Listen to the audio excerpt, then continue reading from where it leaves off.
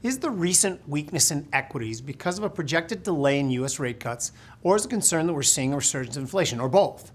Now, after putting in an all-time high of 53.30 on March 29th, the S&P has lost over 4% of its value, trading down below 5,100 on April 15th. The most common explanation for the weakness is the resurgence of inflation in the U.S. as CPI printed a higher than expected 3.5% on April 10th, coupled with some signs of expansion in other key economic metrics like labor and retail sales.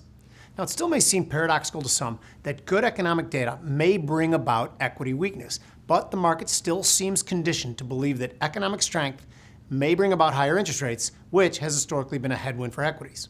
U.S. two-year yields have shot up from 4.15% on January 12th to 4.98% on April 10th. Market expectations for Fed eases in 2024 have gone from 170 basis points back in January to now just 37 basis points, according to the CME FedWatch tool. Now, the next round of important economic data is not until April 25th, as we see GDP and PCE, which is believed to be the Fed's preferred measure of inflation.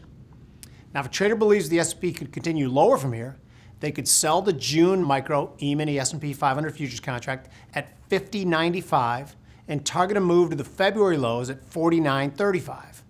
A stop for this trade could be placed above at 51.95. Now, this trade can make $800 if the target is reached and risks $500 if you're stopped at your level. Now, if a trader believes that the S&P could bounce from here, they could express that by buying the June micro E-mini S&P 500 futures contract at 50.95 and target a move back to the March highs of 52.85. Now, a stop for this trade could be placed below at 49.50. This trade can make $950 if the target is reached and risk $725 if you're stopped out of your level.